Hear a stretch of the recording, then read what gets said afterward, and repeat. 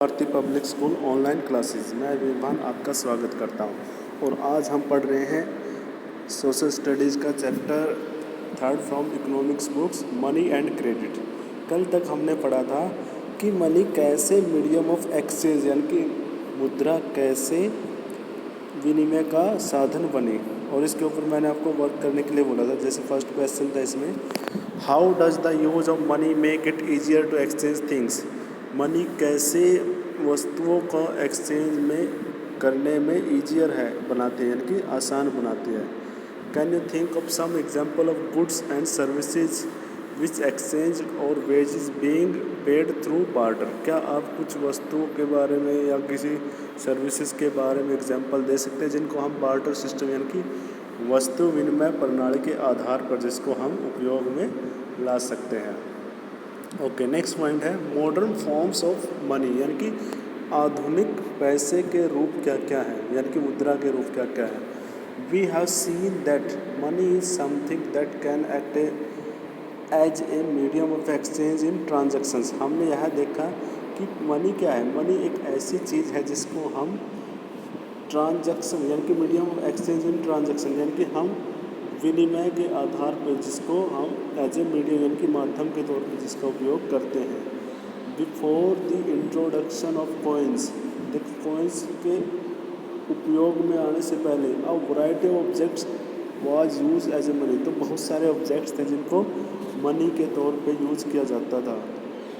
जैसे for example, since the very early ages Indian use grain and cattle as a money. और बहुत शुरुआती पहले युगों में क्या करते थे भारतीय, ग्रेन्स को और कैटल को यानी कि अनाज को और पशुओं को मनी के तौर पे यूज किया करते थे। There after came the use of metallic coins. उसके बाद फिर आए जो धातु वाले जो सिक्के थे उनका उपयोग होने लगा, जैसे कि गोल्ड, सिल्वर, कॉपर कॉइन्स इस धातु के बने हुए थे। A phase which continue well into the last century. और फिर वो पिछले सेंचुरी तक वो काफ़ी कंटिन्यू रहा। उसके बाद फिर आ गया modern currency. Modern form of money include currency. अब नए प्रकार की जो फॉर्म है मुद्रा की वो क्या है, करेंसी है। पेपर नोट्स एंड कॉइन्स, जिसमें क्या होते हैं, कॉइन्स होते हैं और पेपर नोट्स यानी कि कागज़ से लिखे हुए सिक्के होते हैं। Unlike the things that were use as a money earlier, वो चीज़ें जो पहले पैसे के तौर पे यानी कि मुद्रा के तौर पे यूज की जाती थी। Modern currency is not made of precious metal such as gold, silver and copper. जो मॉडर्न करेंसी है वो उसमें किसी भी प्रकार के जो प्रेशियस मेटल है जैसे कि गोल्ड है, सिल्वर है, कॉपर है, उनका उपयोग नहीं किया जाता है। The unlike grain and cattle they are neither of everyday use. और जैसे ग्रेन और कैटल था उनको भी रोज़मर्रा के यूज़ में यानी कि उपयोग में हम उसको यूज़ नहीं करते हैं। The modern currency is without any use of its own. और जो मॉडर्न करेंसी है उसका अपना खुद का कोई उपयोग नहीं है। जैसे कि प्रेशियस मेटल का होता है ना, जैसे कॉपर का भी उपयोग कर सकते हैं, गोल्ड का भी कर सकते हैं, सिल्वर का भी।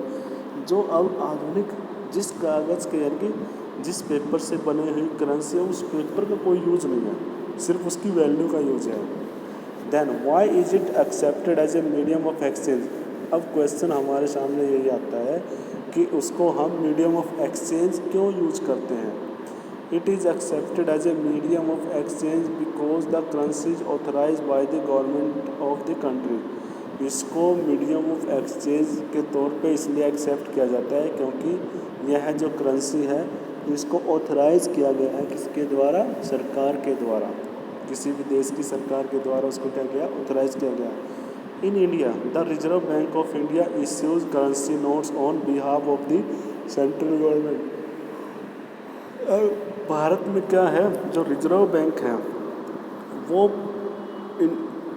करेंसी को क्या करता है, इश्यू करता है on the behalf of central government, सरकार, केंद्र सरकार की तरफ से।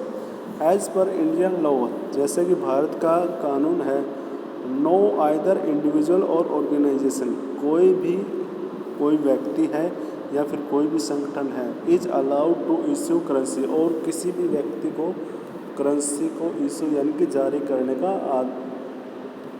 वो परमिशन नहीं है। Moreover the law legalise the use of rupees as a medium of payment. और तो और उन्होंने क्या किया गया है, कानून बना दिया, कानूनी रूप दे दिया है रुपये को, जिसको हम मीडियम के तौर पे यूज कर सकते हैं किसमें, पेमेंट में। और that can not be refuge in settling transaction in India. और उस रुपये को कोई भी किसी भी ट्रांजैक्शन में क्या करने के लिए, सेटलिंग करने में, उसमें कोई भी रिफ्यूज़ यानी कि मना नहीं कर सकता। No individual in India can legally refuse a payment made in rupees. कोई भी इंडिविजुअल है वो इसके पेमेंट के लिए मना नहीं कर सकता। Hence the rupee is widely accepted as a medium of exchange. और इस प्रकार जो रुपीज़ है वो वाइडली क्या किया जाता है, यूज़ किया जाता है किसके तौर पे, accept as a medium of exchange. उसको विनिमय का साधन के तौर पे इसको उपयोग किया गया है। नेक्स्ट है deposits with bank.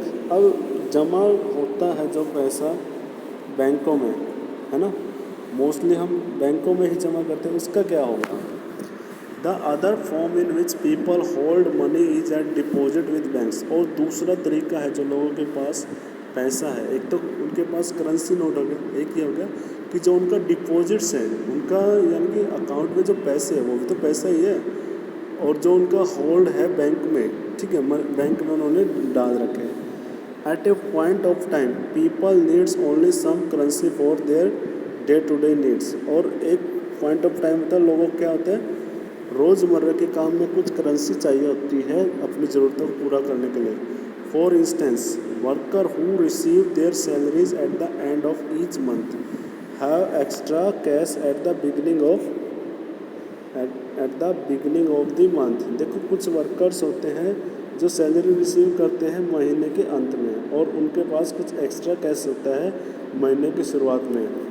What do people do with the extra cash. और जो उनके पास एक्स्ट्रा कैश रहता है, जो उनकी ज़रूरत होती है तो पूरी होगी, उसके बाद जो एक्स्ट्रा कैश है उसका वो क्या करते हैं, they deposit it with the banks by opening a bank account in their name. वो क्या करते हैं, जो एक्स्ट्रा पैसा है उसको वो बैंक में क्या कर देते हैं, डिपॉजिट यानी कि जमा करा देते हैं, जहाँ पे जिस बैंक में उनका अकाउंट होता है। Bank accept the deposits and also pay amount as interest on the deposits. और बैंक क्या करता है, उनके डिपॉजिट्स को वो एक्सेप्ट करता है और फिर उसको वो क्या करता है, इंटरेस्ट में उसके ऊपर वो इंटरेस्ट यानी कि ब्याज देता है लोगों को।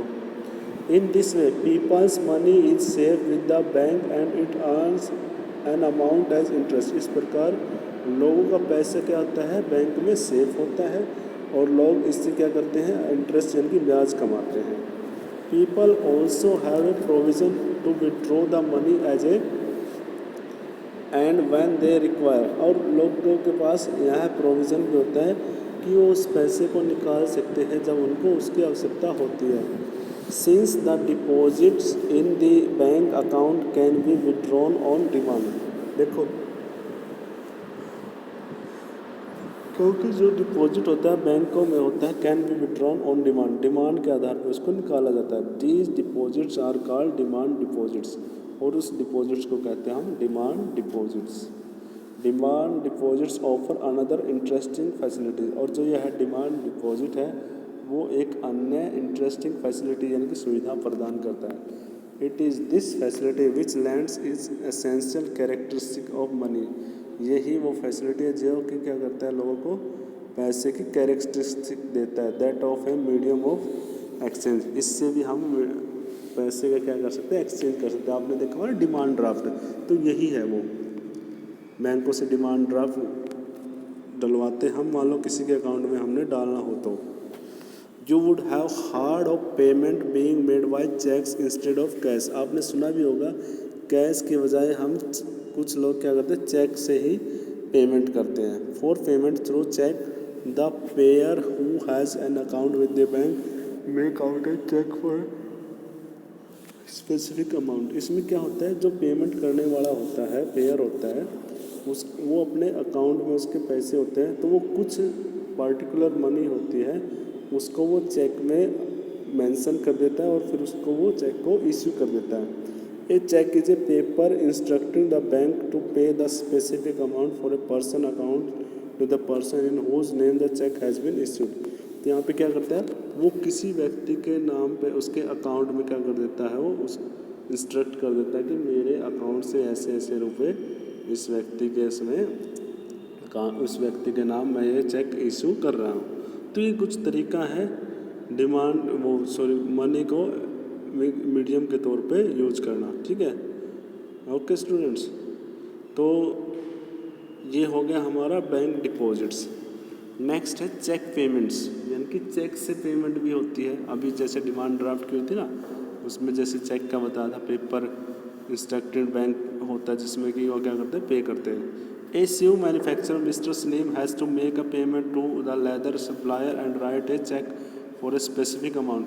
अब देखो, एक जूता बनाने वाला मिस्टर सलीम है, मोहम्मद सलीम नाम का कोई व्यक्ति है, उसे पेमेंट करनी है लेदर सप्लायर को और राइट से cheque for the specific amount. उसने चेक लिखा किसी स्पेसिफिक अमाउंट का।